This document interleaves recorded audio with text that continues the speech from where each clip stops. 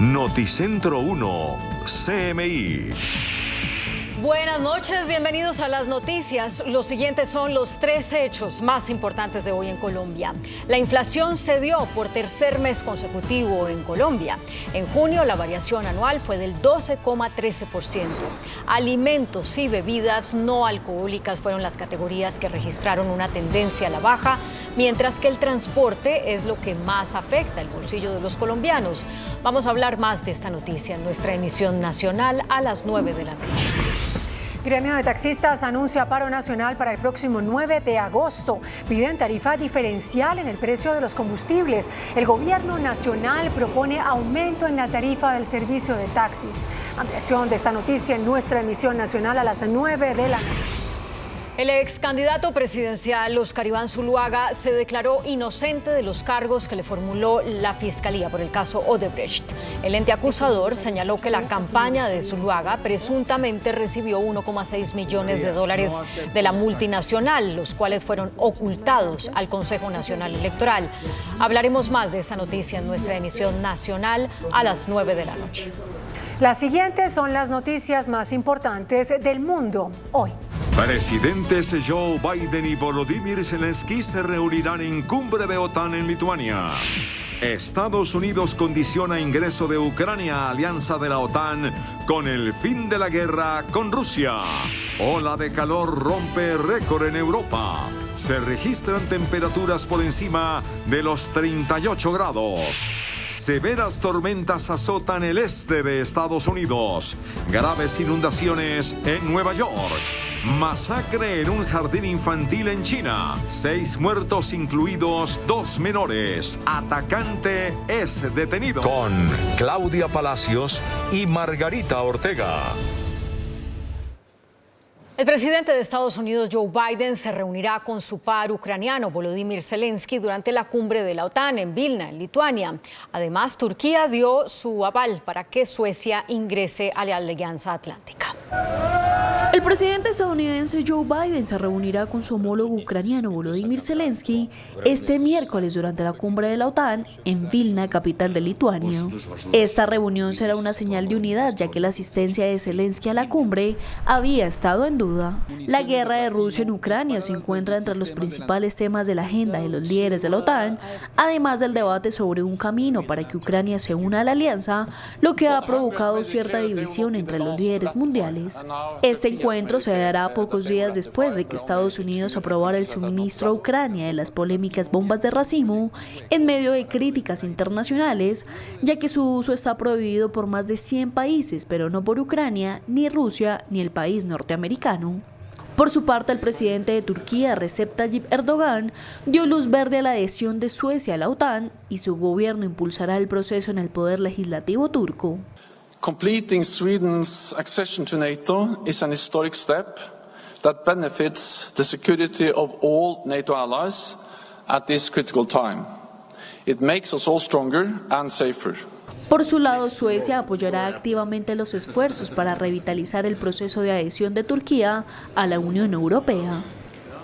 El presidente de los Estados Unidos, Joe Biden, advirtió que Ucrania aún no está lista para ser miembro de la OTAN y advirtió también que la guerra debe terminar antes de que la alianza pueda considerar agregar a Kiev a sus filas. El presidente estadounidense Joe Biden concedió una entrevista a la cadena CNN en la que dejó en claro que la guerra con Rusia debe terminar antes de que la alianza pueda considerar el ingreso de Ucrania. I don't think there is unanimity in NATO about whether or not to bring Ukraine into the NATO family now, at this moment, in the middle of a war. We're determined to commit every inch of territory that is NATO territory. It's a commitment that we've all made no matter what. If the war is going on, then we're all in the war. You know, we're at war with Russia, if that were the case. También aseguró que fue una decisión difícil optar por el envío a Ucrania de las controvertidas bombas de racimo, aunque advirtió estar convencido de su necesidad en un momento en el que Kiev se está quedando sin municiones. El presidente de Estados Unidos, Joe Biden, realizó una visita de Estado al Reino Unido para reafirmar la sólida relación entre Washington y Londres, y esto fue antes de la cumbre de la OTAN en Lituania. Biden hizo presencia en la Casa del Gobierno británico, ahí se reunió, como vemos, con el primer ministro Rishi Sunak. Con él trataron temas relativos al apoyo a Ucrania. Luego, el mandatario se trasladó a Windsor para tomar el té y sostener su primera reunión con el rey Carlos III, en la que discutieron, entre otros temas, sobre cambio climático. Hay alerta en Europa por la ola de calor. Las autoridades meteorológicas anunciaron que habrá temperaturas por encima de los 38 grados centígrados. Una nueva ola de temperaturas sofocantes azota gran parte de Europa, haciendo que todo el mundo corra a la sombra o busque otras formas de refrescarse. La Agencia Estatal de Meteorología de España advirtió que el país europeo vivirá esta semana la segunda ola de calor del verano. Las previsiones indican que las temperaturas en España podrían superar máximas de 38 grados centígrados. En Mallorca hablan de que el termómetro llegará a los 40 o 42 grados, mientras que las áreas del interior de la mitad sur peninsular superarán los 40 grados centígrados. Asimismo, Italia vivió un fin de semana con temperaturas que subieron a los 45 grados centígrados en algunas partes del país. En Francia y Alemania también se registraron temperaturas de 38 grados centígrados durante el fin de semana.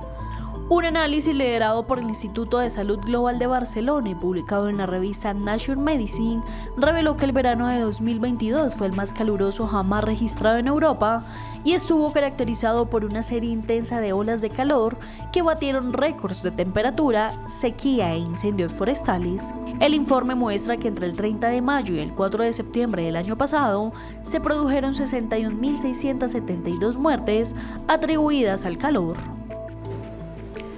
Y entre tanto, en Estados Unidos, las tormentas extremas han generado inundaciones en el noreste del país y han dejado al menos un muerto. Más de 20 millones de personas están bajo alerta de inundaciones.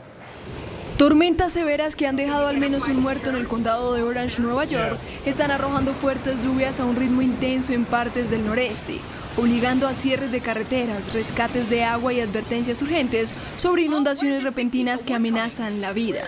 Ya se han inundado carreteras en partes de Nueva York y la gobernadora Kathy Hochul ha desplegado a la policía estatal y equipos de rescate de agua rápida, mientras el estado se prepara para más inundaciones y deslaves de carreteras. Mientras decenas de personas se han quedado atrapadas en sus carros y muchas han tenido que salir nadando para ponerse a salvo. Más de 25 millones de personas están bajo alertas de inundaciones en el noreste este lunes, incluso en partes de Nueva York, Vermont, Massachusetts y Maine, así como en todo el país, en Washington y Alaska. Existe un riesgo moderado nivel 3 de 4 de precipitaciones excesivas en Nueva Inglaterra hasta la madrugada de este martes. Se espera que los totales de lluvia en el área oscilen entre 76 y 127 milímetros. Y Florida es ahora la zona de mayor inflación en Estados Unidos. El estado vive esta situación debido al persistente problema de los elevadísimos costos de la vivienda.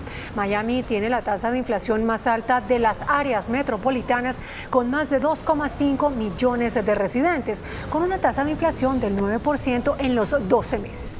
Esto es más del doble de la media nacional del 4%, según datos del índice de precios al consumo. El Kremlin reveló que el presidente Vladimir Putin se reunió con el jefe del grupo Wagner 5 días después de la rebelión armada de este último. El portavoz del Kremlin, Dmitry Peskov, confirmó que el jefe del grupo de mercenarios Yevgeny Prigozhin se reunió con el presidente de Rusia, Vladimir Putin, en el Kremlin exactamente 5 días después de que encabezara una rebelión finalmente abortada. Al encuentro, que se prolongó durante 3 horas, asistieron también todos los comandantes de la compañía de mercenarios, un total de 35 invitados. Según Peskov, en la reunión del presidente ruso, hizo un balance de las acciones de los paramilitares en Ucrania y del propio levantamiento. Cabe mencionar que la rebelión se produjo después de meses de luchas internas entre el grupo Wagner y el Ministerio de Defensa de Rusia en relación a los avances en la guerra de Ucrania, pues Prigozhin acusó repetidamente al ministerio de no suministrar municiones a su grupo. Esta rebelión de Wagner del 24 de junio hizo tambalear el poder en Rusia en medio del conflicto con Ucrania. Aunque Putin calificó a Prigozhin de traidor tras la revuelta, enseguida se levantaron los cargos criminales contra él. El presidente de Bielorrusia, Alexander Lukashenko, medió en un acuerdo para que se trasladara a ese país, pero la semana pasada declaró que Prigozhin no se encontraba en él. Al menos 6 personas muertas dejó un ataque con cuchillo en un jardín infantil en la localidad de Lianjiang, en China. Un ataque en una guardería en la localidad china de Lianjiang, en la provincia de Cantón, dejó al menos 6 muertos y un herido. Según testimonios de residentes locales, un hombre llegó al jardín de niños portando un cuchillo con el que atacó a un menor y 2 adultos en la entrada antes de dirigirse hacia el interior. Entre las víctimas hay un profesor, 2 padres y 3 alumnos.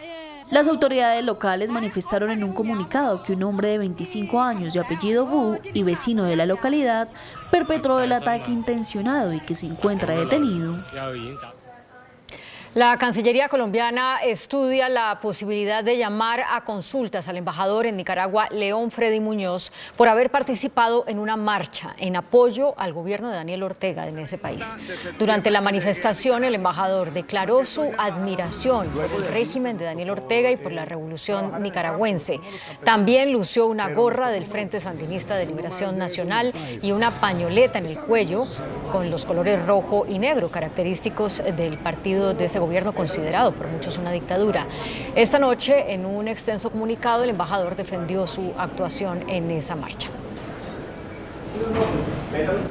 Google ya prueba su inteligencia artificial para tratar pacientes en hospitales. Aunque el software MedPalm 2 aún se encuentra en fases tempranas de su desarrollo, esta inteligencia artificial desarrollada por la gigante tecnológica Google para su uso exclusivo en escenarios médicos ya está siendo probada en una clínica de los Estados Unidos con la intención de ampliar su disponibilidad y mejorar la atención a los pacientes. Según Google, este modelo de lenguaje generativo se diferencia de otros chatbots que se encuentran en el mercado como ChatGPT, pues fue entrenado con una base de datos dedicada a la práctica de la medicina. Como parte de los usos que MedPalm posee, está el establecimiento de conversaciones con los usuarios, quienes podrán consultar sobre sus problemas de salud de modo que cualquier inconveniente pueda ser identificado y tratado a tiempo por profesionales de la salud adecuados. Por el momento no se ha establecido cuándo Google podría lanzar oficialmente esta nueva inteligencia artificial, pero que ya la esté poniendo a prueba indica que podría estar disponible a lo largo del próximo año.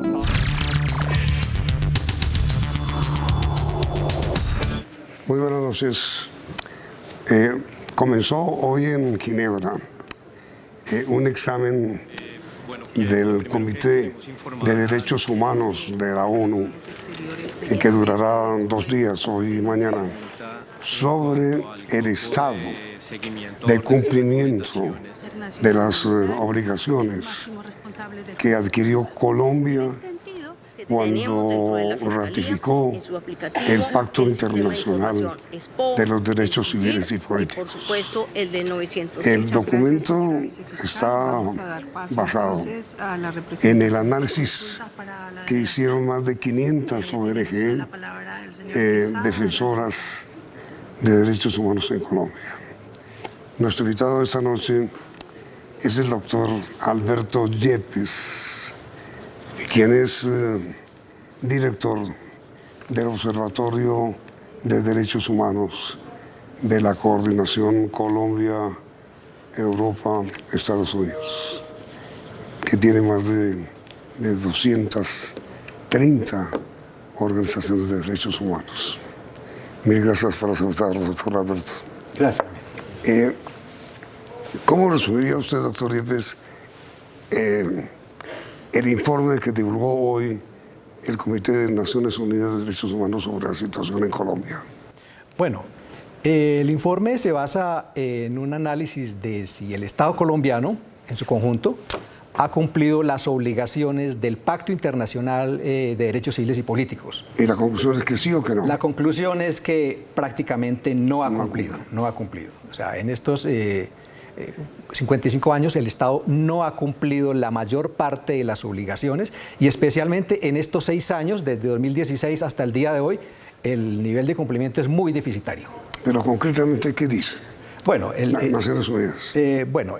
Naciones Unidas está examinando el reporte que el Estado presenta, el reporte que presentan las organizaciones. ¿El Estado quiere decir gobierno y ONGs o solo ONGs? No, el Estado, el gobierno, la justicia, la fiscalía, la JEP, distintas instancias del Estado, no solo el gobierno. ¿Gobierno también? Sí, gobierno también. O sea, ¿y las ONGs? Y las ONGs presentan lo que llama el informe alternativo, es decir, un informe que trata de contrastar lo que el informe del gobierno. ¿Y la situación de derechos humanos en Colombia hoy cuál es, según este comité de Naciones Unidas? Pues el comité está examinando, preguntándole al Estado, y entre el 21 y el 25 de julio ahora presentará su dictamen. Dirá, digamos, qué tanto ha cumplido, cuáles son las conclusiones y las recomendaciones al Estado colombiano. Por ahora está en la indagación, por ahora está explorando qué es lo que el Estado presenta y lo que presentan también las organizaciones no gubernamentales. Pero hoy se conoció un informe previo en donde denuncian, por ejemplo, que en Colombia hay impunidad. Sí. ¿Cómo es eso? La impunidad en graves violaciones de derechos humanos es sinceramente atroz, por encima del 90%. Y básicamente en esta fiscalía tenemos una situación, es que con las graves violaciones de derechos humanos en el marco del conflicto, se congelaron las investigaciones en la fiscalía por una mala interpretación de lo que era el acuerdo final de paz, pensando que solo la JEP tenía obligación, cuando la obligación era que la justicia ordinaria tenía que continuar las investigaciones hasta que la JEP decidiera asumir competencias sobre el caso. Eso ha hecho que graves violaciones de derechos humanos, especialmente relacionadas con agentes del Estado, no hayan sido investigados y estén prácticamente congeladas en la Fiscalía y en la Justicia Ordinaria. Pero mañana habla el fiscal allá en Ginebra. Mañana habla la vicefiscal general de la Nación, va a estar allá respondiendo. ¿Y tendrá que responder ese cargo? Tendrá que responder frente a lo que se ha señalado, porque efectivamente... Pues ese es un cargo, en el sentido de que abandonaron la investigación a violadores de derechos humanos dentro del Estado. Claro, por ejemplo, los casos de falsos positivos, los máximos responsables, no hay una sola condena contra ningún general o ningún, digamos, comandante de una división o de brigada, a pesar de que fueron más de 6.400 casos. Dice la Jurisdicción Especial para la Paz de casos de ejecuciones extrajudiciales o conocidos como falsos positivos. Y ningún alto mando ha sido, digamos, acusado o ningún general, digamos, ha sido condenado por este tipo de hechos. Solamente hay condenas a personal medio y de baja graduación. Eso demuestra la impunidad. O en el caso de los paramilitares, solamente hubo 50 sentencias de más de 30.000 paramilitares que se desmovilizaron, que solamente abarcaron a 200 paramilitares. O sea, la impunidad en este sentido también es atroz. Pero esa impunidad y esa dificultad de acceso a la justicia no es de hoy, no es de hoy. Eso viene desde hace mucho rato. Sí, la impunidad en este país es estructural y, digamos, ha servido de cobertura para que se continúen perpetrando los crímenes. La impunidad es un estímulo para la repetición de los crímenes contra los derechos humanos y eso es lo que estamos denunciando en este informe. ¿Y qué se va a hacer con la suspensión por parte de la Fiscalía que usted denuncia de investigación a funcionarios públicos? Nosotros lo que estamos pidiendo es que efectivamente las recomendaciones del comité efectivamente llamen al Estado, especialmente a la justicia y a la fiscalía, de que se ocupe de las investigaciones, especialmente de los más altos niveles de responsables en el Estado. ¿Sí? También entidades como la Corte Penal Internacional deberían asumir, digamos, competencia en esto, pero pensamos que el comité tiene un papel importante en señalarle al Estado colombiano una deuda grande en la investigación, judicialización y sanción de los más altos responsables de graves violaciones de derechos humanos. Y no ha habido sentencias contra paramilitarismo, ¿no es cierto? Sí, hay 50 sentencias a partir de la ley 975 del 2006 hasta ahora que abarcan un poco más de 200 paramilitares, sí, de cerca de 30.000 que se movilizaron, pero además también tenemos que las víctimas prácticamente no fueron reparadas. Solamente el 16% de las víctimas tuvieron algún nivel de reparación. 16%. 16% es un nivel muy bajo de reparación, digamos, en este sentido. Además, los bienes aportados para los paramilitares pues fueron absolutamente insuficientes frente a la magnitud del daño tan gigantesco que significó cerca de 8 millones de personas desplazadas, sí, que no han sido reparadas. Mejor dicho, lo que ustedes denuncian es que, por ejemplo, en materia de restitución de tierras, eso ha sido nulo. En materia de restitución de tierra, la restitución prácticamente ha sido el 7% de las víctimas. O sea, todavía dice la propia unidad de víctimas, se necesitarían 60 años al actual ritmo para reparar a las víctimas. 60 años, o sea, lo que implicaría que el Comité de Derechos Humanos pues tiene que señalarle al Estado la obligación de reparar y financiar adecuadamente y disponer los mecanismos institucionales para que todas las víctimas sean reparadas. Y hay también, doctor Yepes, una serie de denuncias sobre la falta de garantías ante el Comité de Naciones Unidas sobre la protesta social. Sí, la protesta social se ha visto muy limitada y muy obstaculizada, con falta de garantías.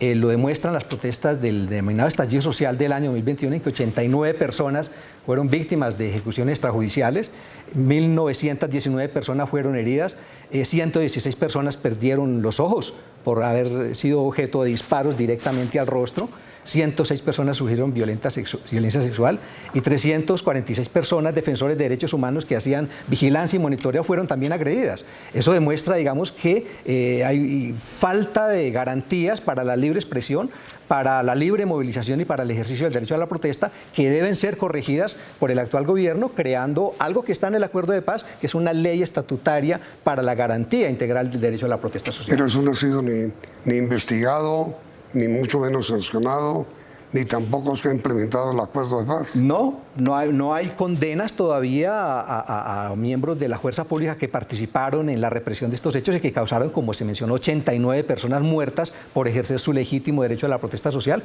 ni tampoco la Procuraduría, digamos, ha avanzado en sanciones frente a estos casos que permanecen mayoritariamente en la impunidad. Y esta es la denuncia que se hizo hoy y continuará mañana, entiendo, ante Naciones Unidas. Continuará el día mañana, se cierra el segundo día de análisis del comportamiento del Estado colombiano y el día 21 y 25 de julio se presentarán las recomendaciones y las conclusiones del Comité de Derechos Humanos de Naciones Unidas sobre cuál fue el desempeño del Estado colombiano en materia de derechos humanos. Y la agresión a defensores de derechos humanos, inclusive pues asesinatos.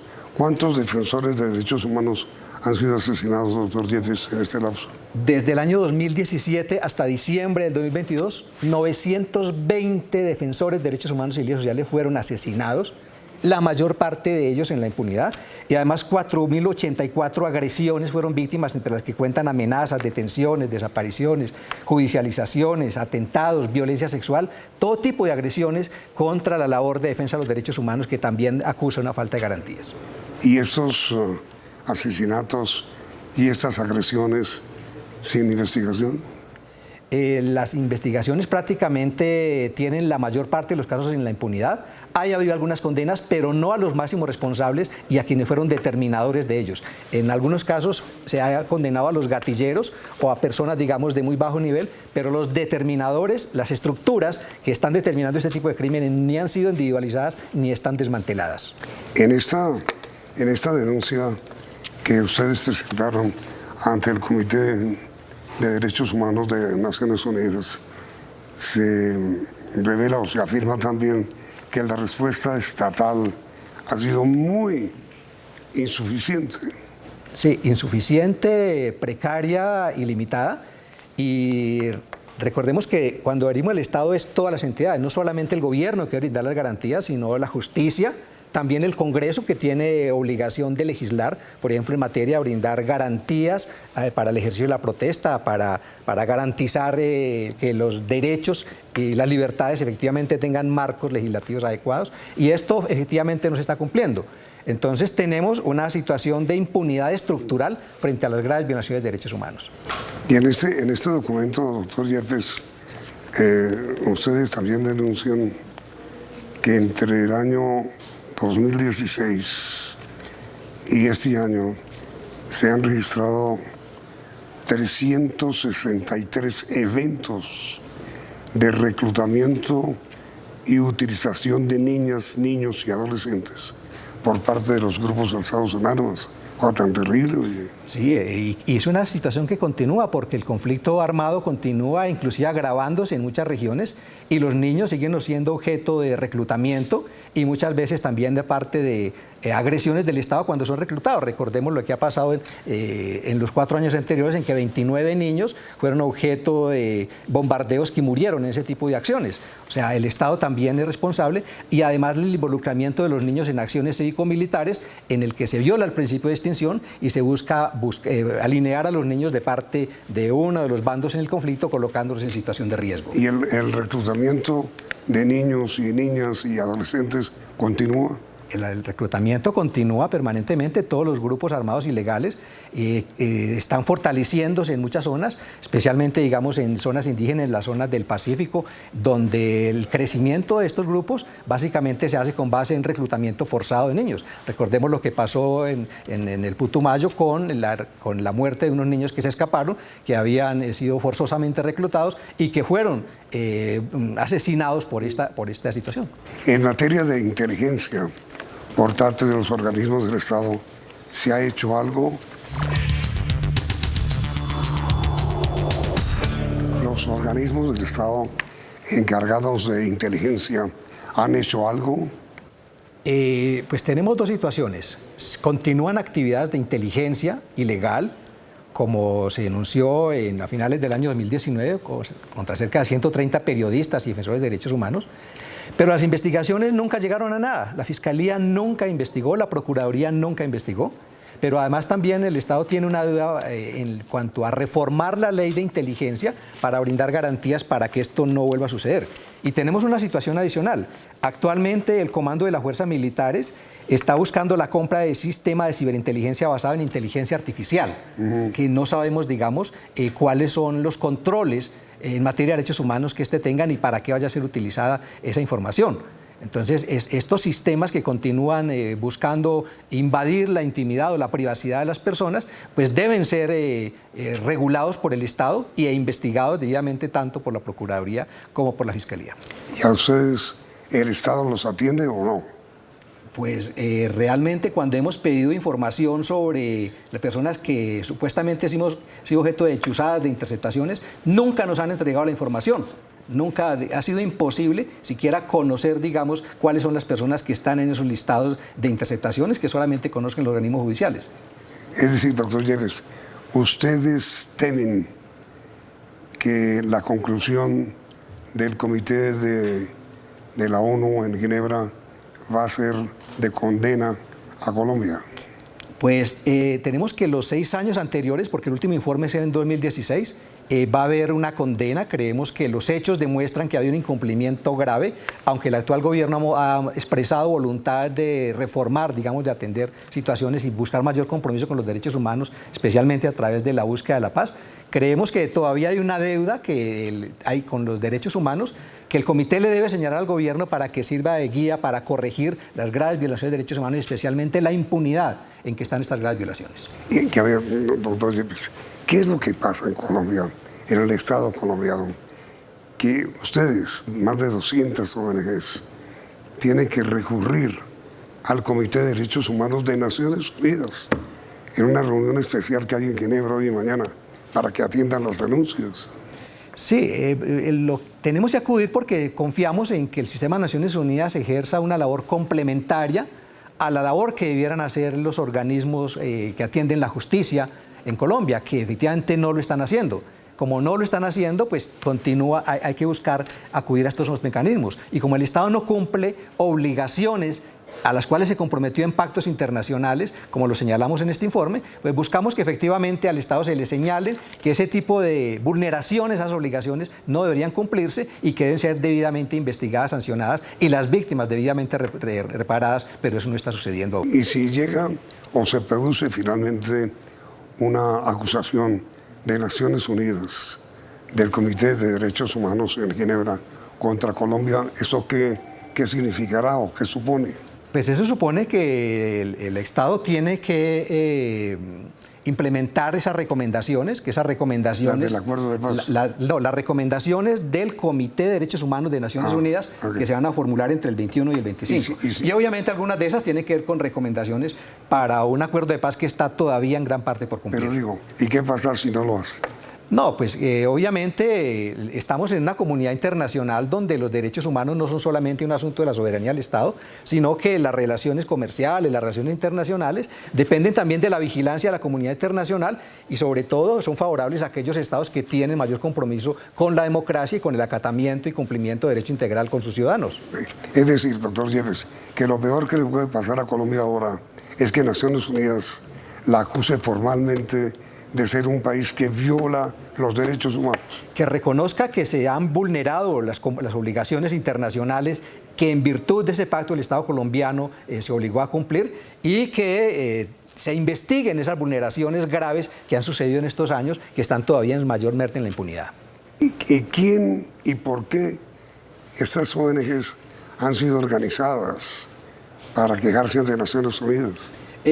Aquí hay un movimiento de derechos humanos que lleva unos 40 años y que tiene una labor no solamente en los tribunales nacionales, sino también internacionales, especialmente en espacios como Naciones Unidas. Y hay diversas redes, plataformas, organizaciones, pues siempre han tenido en los espacios de Naciones Unidas o el Sistema Interamericano de Derechos Humanos o la Corte Penal Internacional, digamos, espacios para llevar allá la situación frente a las insuficiencias o las vulneraciones de derechos humanos que suceden en el país. Cuando no hay solución frente a las denuncias, pues toca acudir a este tipo de instancias y poner de presente las vulneraciones para ver si la comunidad internacional se ocupa de presionar un poco al Estado para que corrija el rumbo y se garantice una vigencia plena de los derechos humanos. ¿La desaparición forzada en Colombia subsiste todavía? Subsiste de una manera aterradora. Solamente el año pasado el Comité Internacional de la Cruz Roja señaló que se produjeron 348 casos, pero tenemos también una unidad de búsqueda de personas desaparecidas que todavía tiene un gran retraso en la búsqueda de las personas desaparecidas. Son cerca de 200.000 personas desaparecidas en Colombia, o sea, cerca de 200.000 personas donde en un hogar falta siempre hay una silla donde alguien que a la hora de la comida no está y que lo están buscando. 200.000 personas desaparecidas, ¿en qué lapso? En el lapso del conflicto armado interno, en los últimos 60 años, digamos, sí. 200.000 en total. Sí, pero es una situación... Que deben ser más, ¿no? Sí, seguramente, o sea, la unidad de búsqueda y la Comisión de la Verdad hablaban de 120.000 personas, pero con el subregistro pudiera llegar a 200.000 personas. ¿Y en los últimos años eso ha continuado? En los últimos años, después de la firma del acuerdo de paz, eso ha continuado, e inclusive los propios excombatientes de las FARC, cerca de 25 de ellos han sido víctimas de desaparición forzada. Y mire, ¿y qué es eso de que el comité del cual usted hace parte recomiende al Estado cesar con todas las acciones cívico-militares? Claro, las acciones cívico-militares son formas de involucramiento de la población civil, especialmente población vulnerable como los niños, violando el principio de distinción, buscando que... ganarse el corazón de la población para que se hagan a un lado del conflicto, poniendo en situación de riesgo especialmente a los niños, niñas y adolescentes, que muchas veces son las víctimas, los objetos, digamos, privilegiados de este tipo de acciones cívico-militares, que toman a los niños como parte, digamos, de labores psicológicas o de adoctrinamiento para hacerlos parte del conflicto. Pero las acciones cívico-militares ¿no son un instrumento oficial? Han sido largamente utilizadas a lo largo del conflicto para ganarse el corazón de la población y ponerla a un lado del conflicto, pero en situación de conflicto persistente, pues vulneran el principio de distinción, digamos, que hace que los civiles no deben ser instrumentalizados para esa labor. Las labores cívicas deben ser desarrolladas por organismos civiles, las labores militares por organismos militares, y creo que debe haber una distinción clara en ese sentido. Pero cuando los civiles se busca alinearlos en uno de los bandos del conflicto, especialmente a los niños para obtener información, para llevarlos, digamos, para hacerlos parte del conflicto, pues eso los pone en una situación de riesgo. Mejor dicho, doctor Yepes, lo que ustedes denuncian es que los niños y adolescentes, niños y niñas mayores de 12 años, siguen siendo víctimas de secuestro, de vulneración de sus derechos, de reclutamiento. De violencia sexual, de desplazamiento. Sí, actualmente, por ejemplo, se habla de que los desplazados, en materia de desplazamiento, 136.000 niños y adolescentes, digamos, son objeto de desplazamiento. Hoy. Así, hoy, a corto de 2021. O sea, es una situación grave en el que son las personas más vulnerables, personas desarraigadas de sus sitios de origen que van, digamos, a los corredores urbanos a aguantar hambre, necesidades, falta de atención en la educación, la salud. Son situaciones dramáticas que colocan a los niños, niñas y adolescentes en situaciones que no deberían ser. Y lo que buscamos es efectivamente que el comité recomiende una mayor protección a los niños, niñas y adolescentes en el marco de situaciones de conflicto armado. Y mire, doctor Yepes, y no hay Estado. Hay un vacío de Estado en gran parte del territorio nacional y donde los actores ilegales, los grupos criminales, digamos, son quienes controlan gran parte de la seguridad, generando estas situaciones de aumento de masacres o de continuación de asesinatos de líderes sociales, que es lamentable. Esperemos, digamos, que el acuerdo de paz pueda poner fin a esto, siempre y cuando se involucre a todos quienes ejercen violencia en las regiones. Pero ustedes han tenido ocasión de hablar con todos los organismos del Estado que tienen que ver con esto. Nosotros hacemos interlocución permanente con todas las entidades del Estado para que se ocupen de eso. Y las respuestas son insuficientes, las respuestas, digamos, no avanzan. Las investigaciones no alcanzan, por ejemplo, a individualizar quiénes integran estos grupos, a desmantelar estas estructuras que continúan ampliándose, reproduciéndose, ejerciendo control y terror en los territorios. Eso es una situación desesperada que continúa generando desplazamientos, confinamientos, agresiones, asesinatos de líderes, masacres, a las que hay que ponerle fin. Este país requiere la paz con todos los actores para que estas situaciones no se vuelvan a repetir, y el gobierno afortunadamente ha expresado su voluntad de avanzar en este sentido. El año pasado Colombia era el segundo país del mundo con más desplazados. ¿Ya somos el primero? Estamos entre los primeros lugares en el mundo en desplazamiento, lo cual es una situación, digamos, que de cerca de 7 millones de personas en Colombia viven en zonas donde se ejerce el control por actores armados. Cerca de 7 millones que en su cotidianidad tienen que soportar las presiones, las agresiones, el control armado de actores armados, y donde el Estado debería, digamos, hacer los esfuerzos por recuperar la seguridad y brindar garantías para la vida, para la libertad, para el ejercicio de actividades cotidianas a esa población. Pero las informaciones que ustedes poseen, doctor Yepes, son las de que ¿cuántos desplazados hay hoy en Colombia? Pues estamos cerca de 4 millones y pico de personas desplazadas, según la Agencia Humanitaria de Naciones Unidas. ¿4 millones? Sí. ¿Y esas personas de qué viven? Pues viven en muchos casos de la caridad, de algunas ayudas insuficientes del Estado, de algunas redes de protección social, de algunas redes de sus propios vecinos, pero en general están entre la población más vulnerable, la población que padece hambre, que padece falta de acceso a servicios públicos, que deambulan en las calles, las que uno se encuentra permanentemente en los semáforos. Y obviamente el conflicto sigue produciendo este tipo de victimizaciones. Día a día surgen más desplazados, más personas confinadas, que es una situación terrible a la que hay que ponerle fin mediante una búsqueda negociada de todos los conflictos armados que pasa en el país. Pregunta final.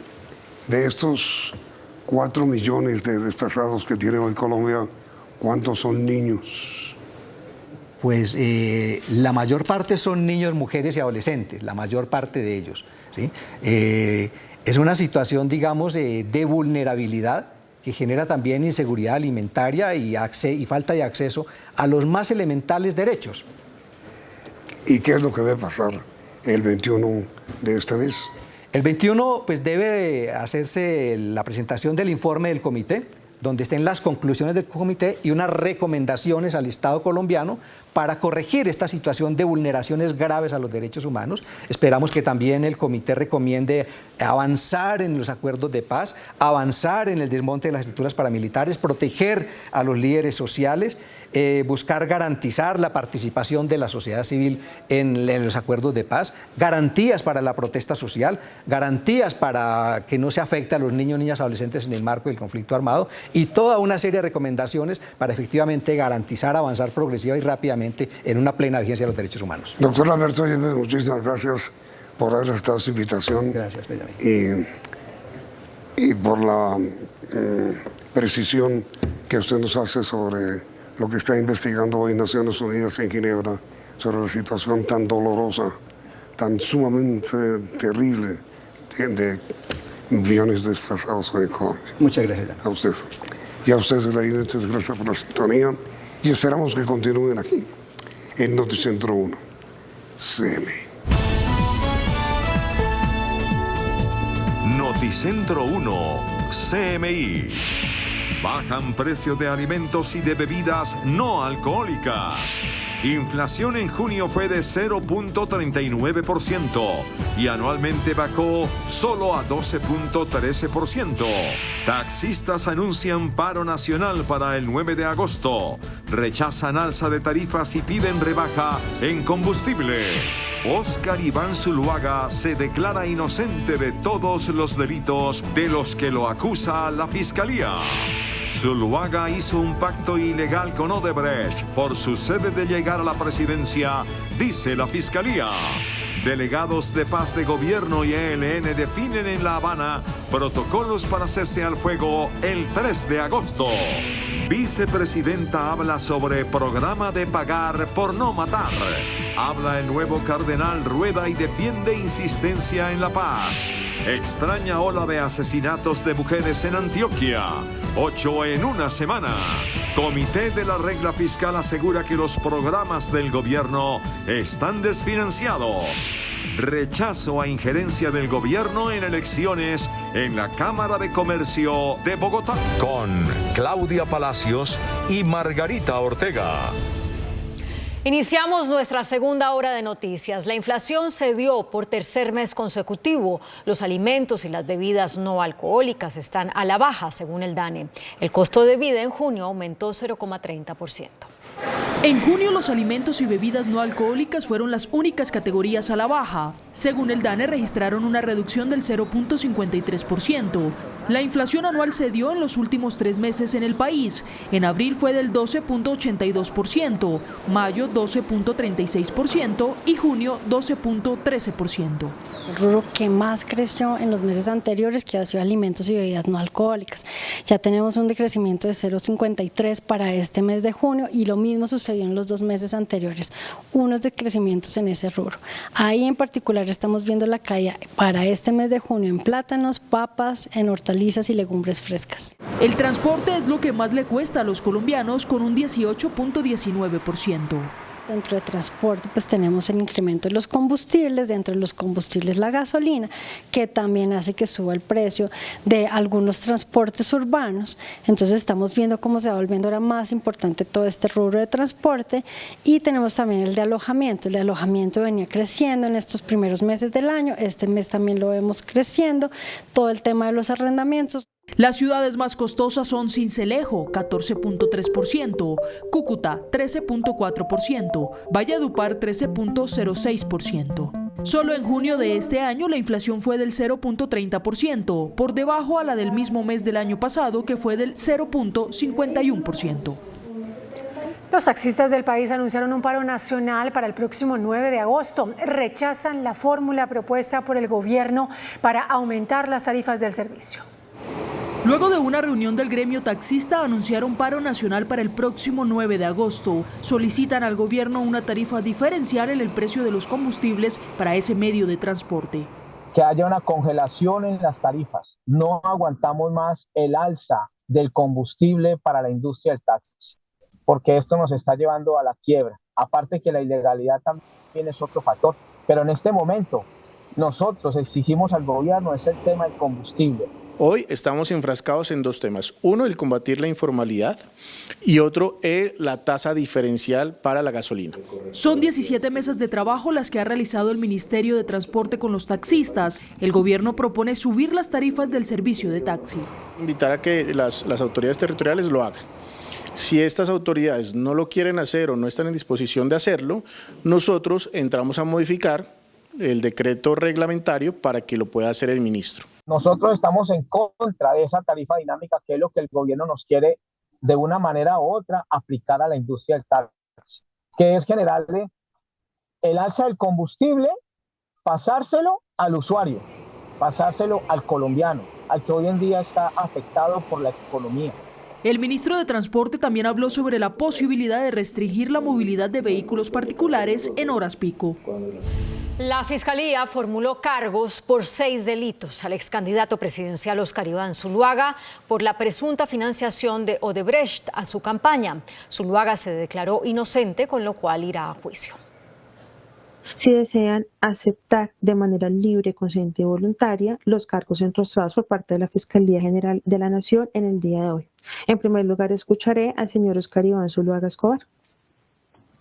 Señoría, no acepto los cargos. Así contestó el ex candidato presidencial Óscar Iván Zuluaga ante los señalamientos de la Fiscalía, que lo responsabilizó de recibir 1,6 millones de dólares para su campaña presidencial de 2014 por parte de la multinacional Odebrecht para pagar al publicista Duda Mendoza.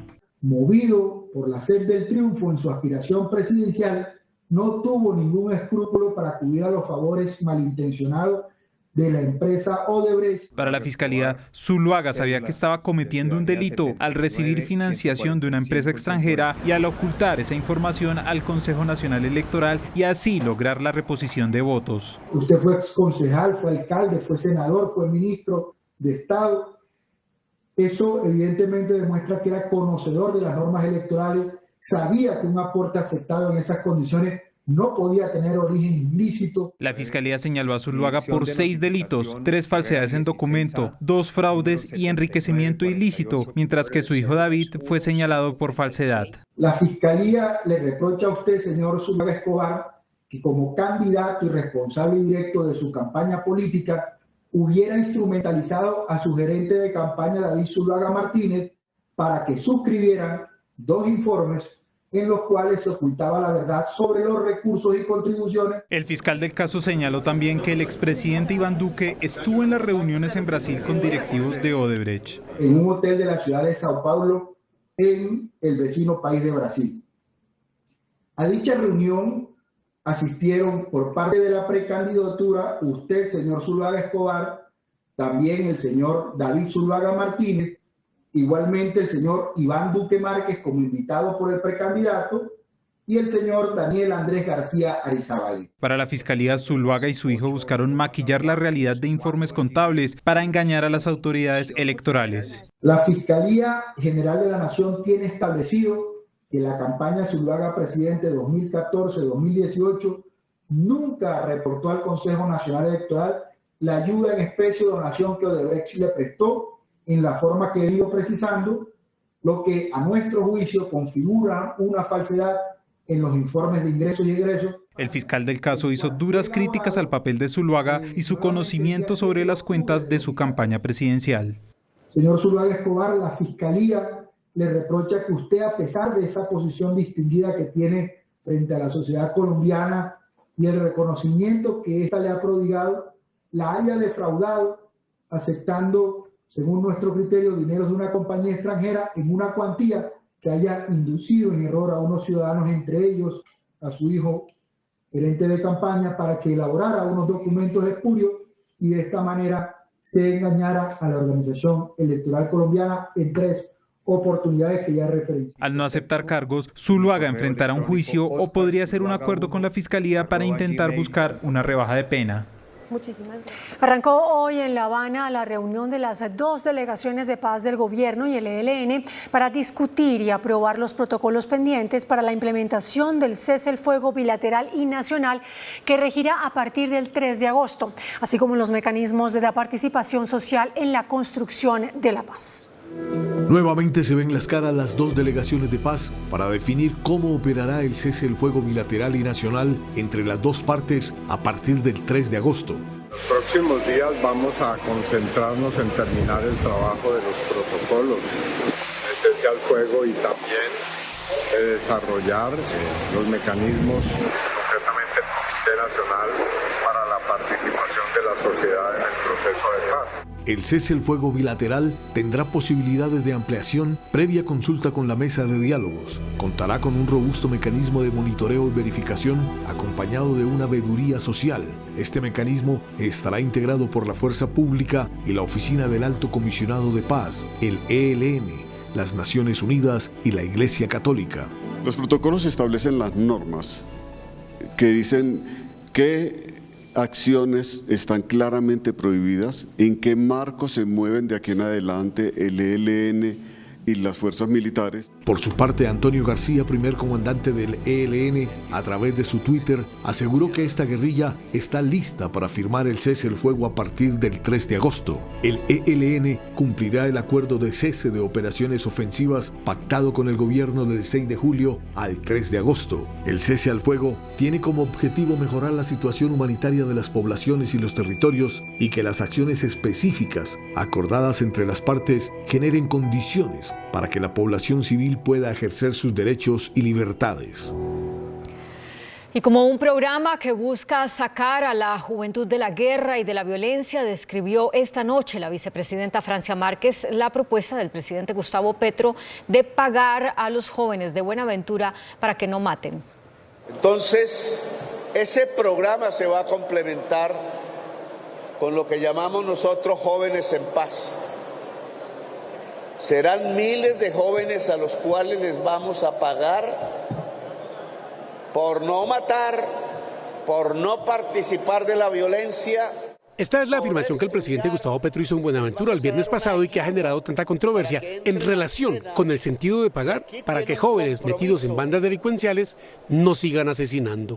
La vicepresidenta de la República y ministra de la Igualdad, Francia Márquez, explicó que esta es una parte de los 100.000 jóvenes de paz que operarán en todo el país y que quiere el Estado quitárselos a la guerra. Esto es una política para prevenir. Sí, la violencia, para prevenir el asesinato. ¿Cuántos jóvenes perdemos en este país cada fin de semana? Entonces buscamos es prevenir la violencia y sobre todo que la juventud tenga oportunidad.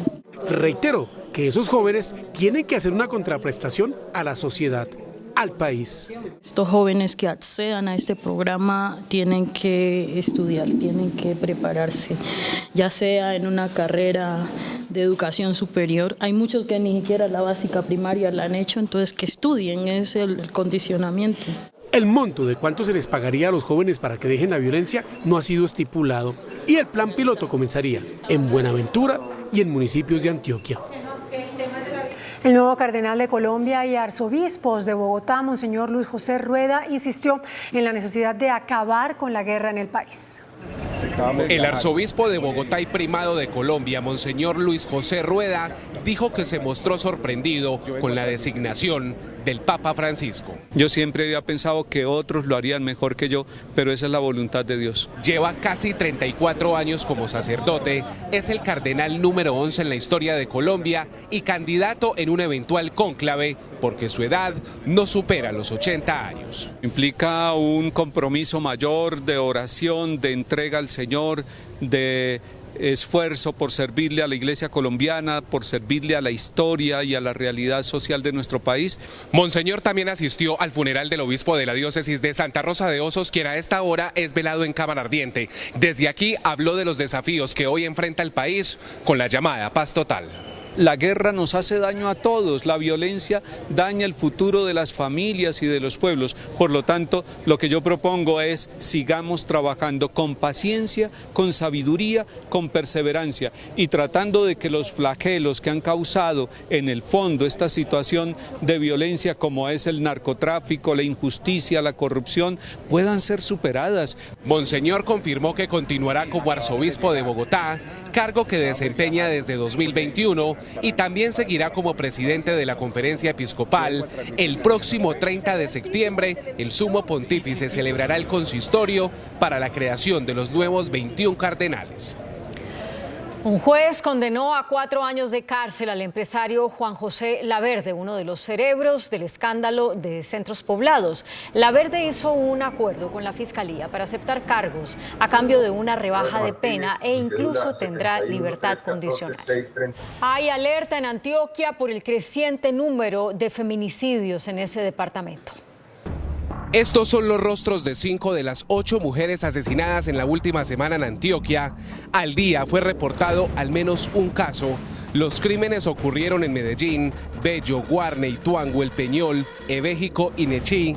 En este último municipio, una mujer recibió varias lesiones con arma de fuego. A las mujeres hacemos un llamado a denunciar y a la sociedad en pleno a desnaturalizar cualquier forma de violencia contra nosotras. Tenemos el derecho a vivir una vida libre de violencias.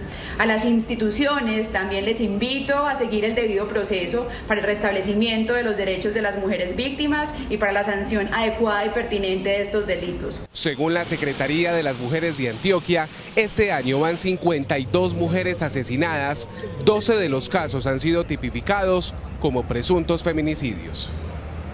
La Fiscalía busca a 2 funcionarios del Instituto Nacional de Vigilancia de Medicamentos y Alimentos, INVIMA, prófugos de la justicia, quienes tendrían vínculos presuntamente con una red de tráfico de medicamentos falsificados. Fuentes de la Fiscalía confirmaron que son 2 funcionarios del INVIMA a quienes se les profirió una orden de captura y a esta hora son buscados para que respondan por presuntamente hacer parte de una red de tráfico de medicamentos falsificados para enfermedades como el cáncer y el VIH. Dice la Fiscalía que los funcionarios del INVIMA recibían dinero por parte de una red de empresarios para aprobar licencias que permitían la distribución de los fármacos que en muchos casos estaban vencidos o eran falsos. La Fiscalía señala que serían al menos 13 personas vinculadas a la red de traficantes de medicamentos que lograron dárselos a pacientes en Bogotá y Pasto, y además se les encontraron 800 kilos de mercancía que estaba lista para ser comercializada. La Fiscalía busca a los funcionarios del INVIMA, quienes tienen una orden de captura y son buscados para que respondan por varios delitos. Gratuidad en la educación superior es una de las varias propuestas que rectores de universidades públicas le hacen al gobierno nacional. Solicitan también que se modifiquen varios artículos de la Ley 30 para agilizar la entrega de recursos a esas instituciones. La propuesta será formalmente presentada mañana.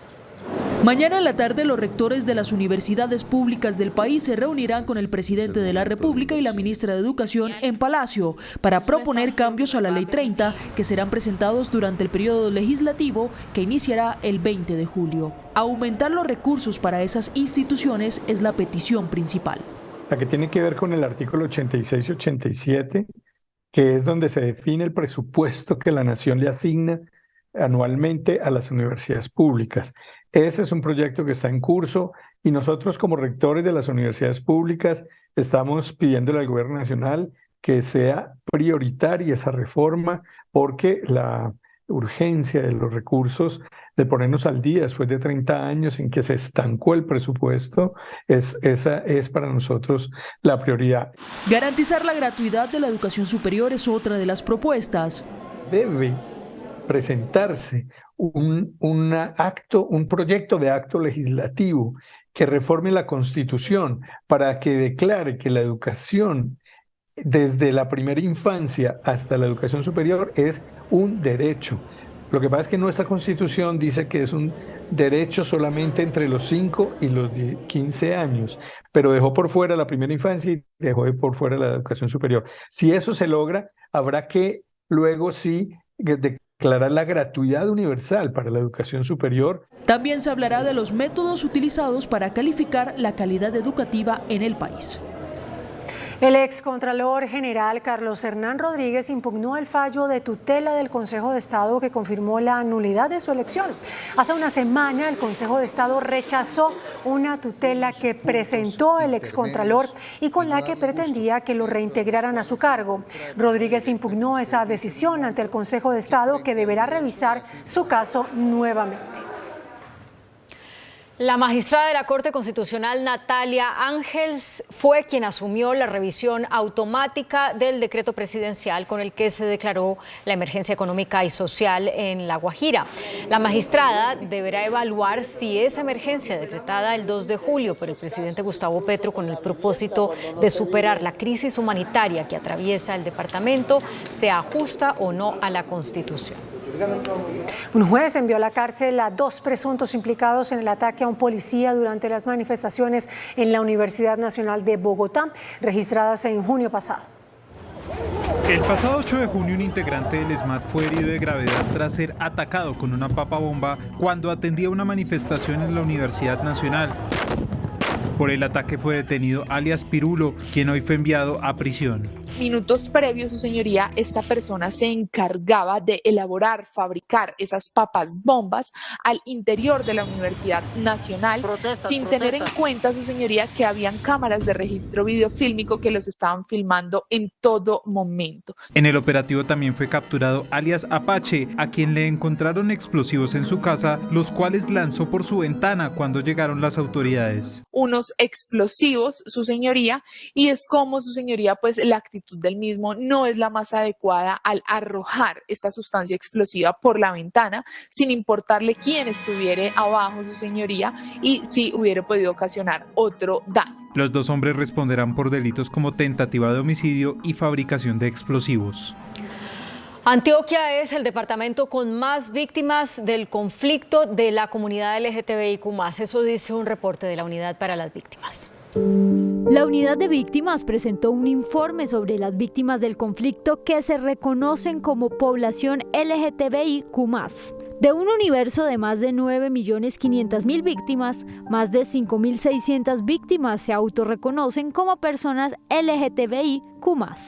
El desplazamiento forzado, las amenazas y los delitos contra la libertad y la integridad sexual en el desarrollo del conflicto armado son los hechos que más han vivido quienes hoy se autorreconocen como parte de esta población. El año 2022, de acuerdo con la Unidad de Víctimas, es donde más se concentran hechos victimizantes en su contra. Las víctimas LGTBIQ+ se encuentran principalmente en Antioquia con 21%, Valle del Cauca con 8% y Nariño con 5%. Por esta razón, la Unidad de Víctimas arranca una serie de encuentros con esta población. El primero será en Medellín. Y en Medellín, una casa museo que ofrecía tours para recordar al extinto narcotraficante Pablo Escobar Gaviria fue demolida. El controversial lugar estaba en medio de un pleito judicial y después de un largo proceso, una inspección de policía consideró que el sitio ubicado en la Loma del Indio, en la vía Las Palmas, no tenía los permisos en regla. El procedimiento de demolición fue coordinado por 50 personas de la policía y de la actual administración. Hubo un millonario decomiso de cocaína en Cartagena. Con la ayuda de África, un perro entrenado, la policía antinarcóticos incautó 1.300 kilos de cocaína que iban a ser enviados a España. El alcaloide estaba oculto en pulpa de fruta congelada. La alcaldesa de Bogotá, Claudia López, insistió hoy en que promoverá una renegociación de los contratos con los operadores de Transmilenio y SITP. A través de su cuenta de Twitter, la mandataria advirtió que renegociará los contratos con los operadores privados del sistema de transporte público por cuenta de un nuevo episodio de colados en el sistema, auspiciado por un conductor del SITP. Robar a quienes sí pagan el pasaje e impuestos es abuso, falta de cultura ciudadana y contravención. Pero la actitud de me importa cero del conductor y del operador privado es la razón por la que vamos a renegociar esos contratos. Los operadores ganan siempre sin ninguna corresponsabilidad por evitar colados, robos o cualquier garantía de calidad del servicio. En la adición presupuestal aprobada por el Congreso, se avaló la posibilidad de renegociar los contratos con al menos 10 operadores que trabajan en un sistema que completa un déficit de 2.9 billones de pesos. El gobernador de Cundinamarca, Nicolás García, se opuso a una propuesta del Ministerio de Transporte para incluir el transporte de carga en el proyecto Regiotram del Norte, contemplado para transporte de pasajeros. El argumento del gobernador es que el proceso contractual para construir un tren que conecte a Bogotá con los municipios de Chía, Cajicá y Zipaquirá ya está próximo a lograr su cierre financiero como para ser modificado. Añade que los estudios del proyecto indican que no se puede combinar carga y pasajeros. Hoy se revelaron impactantes cifras sobre el fenómeno de desplazamiento que está enfrentando el país. Más de 4 millones de personas se han visto obligadas a dejar sus viviendas. Para Alberto Yepes, coordinador del Observatorio de Derechos Humanos para Colombia, Europa, Estados Unidos, que agrupa a 300 ONG, es muy preocupante la cifra de desplazamiento que se presenta en Colombia. Se han desplazado 8 millones, en la actualidad son cerca de 4.800.000 personas que están en esa situación. El confinamiento es otro de los flagelos que en este momento es expresado hacia Naciones Unidas. Cerca de 20.000 personas solamente en lo corrido del año. El asesinato de líderes sociales va en aumento. Defensores de derechos humanos han sido víctimas a lo largo de los últimos años, después del acuerdo de paz, cerca de 920 defensores de derechos humanos entre 2017 y 2022 han sido asesinados y más de 4.000 agresiones. Las ONG han exigido al gobierno colombiano que cumpla con los acuerdos de paz. Comenzó hoy en Ginebra el examen del Comité de Derechos Humanos de Naciones Unidas, que durará 2 días, en el que se analizará el estado de cumplimiento de las obligaciones que adquirió Colombia cuando ratificó el Pacto Internacional de los Derechos Civiles y Políticos. El documento está basado en el análisis que hicieron más de 500 ONG defensoras de derechos humanos en Colombia y que fue conocido por la ONU. Quisiéramos que nos informen si las entidades estatales competentes, entre ellas la Fiscalía y el Instituto de Medicina Legal, aplican el Protocolo de Estambul en la investigación de denuncias de torturas y otros tratos o penas crueles, inhumanos o degradantes. Es crítico el informe especialmente por la grave situación que vive Colombia en materia de impunidad y acceso a la justicia. Para recibir e investigar los casos de tortura y datos sobre el número de denuncias, investigaciones, enjuiciamientos y condenas. Los avances en la implementación del acuerdo de paz son pocos. Solamente se han restituido 538.212 hectáreas de los 6,6 millones de hectáreas que fueron despojadas durante el conflicto armado. Según Naciones Unidas, en 55 años, Colombia no ha acatado las recomendaciones del Comité de Derechos de la ONU. El Comité Autónomo de la Regla Fiscal llamó la atención al gobierno para que reduzca el gasto. En la evaluación del comité de expertos, el gobierno ha excedido los niveles de gasto a partir de 2024, poniendo en riesgo la regla fiscal. Según el grupo autónomo, la carga es muy alta y los ingresos presentados en el marco fiscal de mediano plazo son inciertos. Se llama arbitramiento de litigios, que es una estrategia del gobierno nacional para recuperar recursos, que es un activo de la nación, ¿cierto? Que es un activo contingente, desacumular ese activo en los años 24, 25 y 26 para hacer 15 billones de pesos en el año 2024, que eso es cerca de 1% del PIB, 0,9% del PIB, en el año 25 es 0,6% del PIB y en el año 26 0,3% del PIB. El comité considera que esos ingresos no tienen las características para ser estructurales. ¿Eso qué quiere decir? Que son unos ingresos que son temporales. Para este año el déficit fiscal sería mayor al esperado, pasando de 3,8 a 4,3% y superando el 4,5% en 2024. No es recomendable programar gasto corriente que se financie con esos ingresos, porque cuando ya no estén, pues vamos a tener las presiones fiscales. Se suma la carga de las reformas, como por ejemplo la de salud, que puede generar más déficit. Las reformas podrían empeorar la situación en la medida en que no ocupen el espacio de gasto que está definido y que cumple con la regla fiscal. Este viernes, el Ministerio de Hacienda presentará el presupuesto del gasto. Una auditoría de la Contraloría General reveló una irregularidad por 125.000 millones de pesos en el Fondo Nacional de Prestaciones Sociales del Magisterio.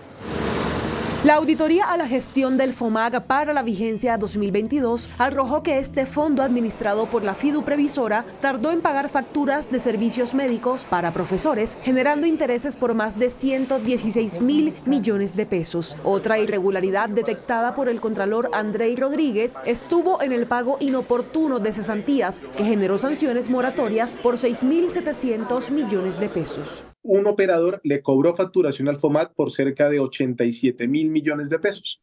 Se los cobró, FOMAC no pagó de manera oportuna esa facturación de servicios de salud y luego en un proceso ejecutivo le exigieron el pago de esos 87.000 millones. Según el delegado, la Contraloría ha recibido múltiples llamados judiciales por incumplimientos del FOMAC. Magistrados del Consejo de Estado, consejeros de Estado, magistrados de tribunales administrativos y jueces administrativos de diversas regiones del país, casi toda la geografía colombiana, le han oficiado a la Contraloría diciéndole: ¿ustedes qué están haciendo? 11 exintegrantes de la Junta Directiva de la Cámara de Comercio de Bogotá suscribieron una comunicación en la que advierten de una presunta injerencia indebida del Gobierno Nacional en la elección del nuevo presidente de esa organización. Dicen los empresarios que la salida de Nicolás Uribe, quien era el presidente ejecutivo hasta hace unos días, se precipitó por la llegada de los nuevos representantes del gobierno a la Junta. Abro comillas, no podemos guardar silencio y pasar de largo esta injerencia, manipulación e intervención indebida. Cierro comillas, es lo que dicen los firmantes. Para mañana está convocada la Junta de la Cámara de Comercio en la que el único punto es la elección del próximo presidente.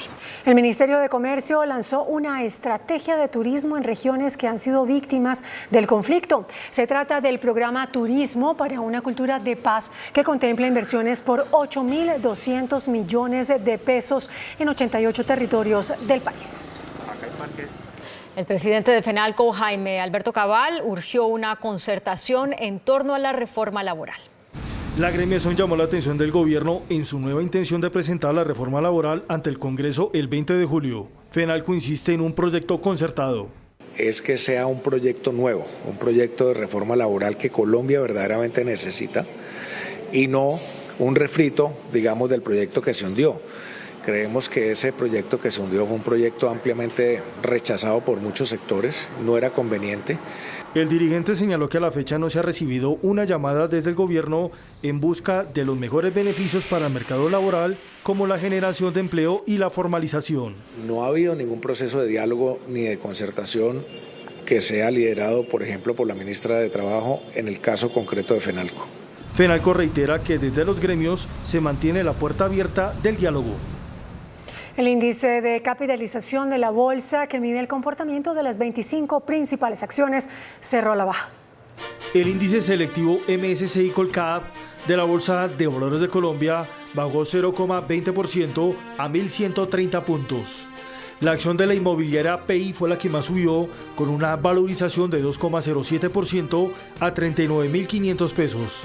La acción de Acerías Paz del Río fue la que más bajó, con una pérdida de 10,12% a 6 pesos con 75 centavos. La acción más negociada de la jornada fue la de Preferencial Bancolombia, al movilizar más de 12.000 millones de pesos, con una variación positiva de 0,22% a 27.790 pesos. El dólar cerró a la baja. Indicadores económicos en Noticentro 1 CMI. La tasa representativa del mercado que regirá para mañana martes será de 4.154 pesos con 6 centavos. Los profesionales del cambio compran la divisa en promedio en 4.000 pesos y la venden en 4.060 pesos. Un euro cuesta 4.553 pesos con 10 centavos. La libra de café en Nueva York se cotizó a $1.61. El azúcar se transó en 23,42 centavos de dólar la libra. El barril de petróleo WTI se cotizó en $73.21. La referencia Brent para Colombia se cotizó en $77.85. Una acción de Ecopetrol cuesta 2.157 pesos. Joe Biden y Volodymyr Zelensky se reunirán en Lituania. Una ola de calor azota el continente europeo. Noticias del mundo en Noticentro 1 CMI. El presidente de Turquía, Recep Tayyip Erdogan, dio este lunes su acuerdo a la adhesión de Suecia a la OTAN y su gobierno impulsará el proceso en el poder legislativo turco. Era el único país que hacía falta para votar a favor de esta adhesión. Mientras tanto, se confirmó la asistencia presencial del mandatario ucraniano Volodymyr Zelensky a la cumbre de la alianza. El verano de 2022 fue el más caluroso jamás registrado en Europa y estuvo caracterizado por una serie intensa de olas de calor que batieron récords de temperatura, sequía e incendios forestales. En este análisis liderado por el Instituto de Salud Global de Barcelona y publicado en la revista Nature, se calcula que entre el 30 de mayo y el 4 de septiembre de 2022 se produjeron 61.672 muertes atribuibles al calor.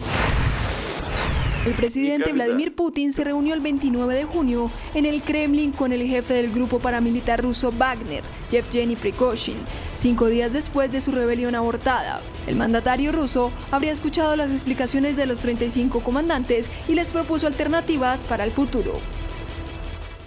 En materia de construcción sostenible, las casas metálicas están dando de qué hablar. La nueva tendencia de la construcción en Colombia también se abre a nuevas tecnologías con el cumplimiento de los objetivos de desarrollo sostenible. El acero se consolida como un gran aliado estratégico a través de casas metálicas cubiertas, entre otros. Desde Pereira Risaralda, fabricantes explican la importancia de estas materias primas para la construcción sostenible. Es un tipo de construcción que genera, digamos, unos muy altos rendimientos, unos bajos desperdicios, sobre todo mucha rapidez. Asimismo, se destaca la dinámica en la construcción de casas metálicas, además de la reducción de costos. También se da una reutilización de desperdicios que igual son mínimos. La ventaja es que ese poco desperdicio es totalmente reutilizable, son materiales 100% reciclables. Estas son nuevas opciones y tendencias en colores cubiertas en acero a menos temperatura y con mayores comodidades para el usuario. El ahorro ahí significativo es en la mano de obra y en los tiempos. Podemos estar hablando de un 15, un 20% más económica las construcciones metálicas. El sector de la construcción también diversifica su portafolio para mejorar sus estándares de sostenibilidad. Hasta aquí Noticentro 1 CMI.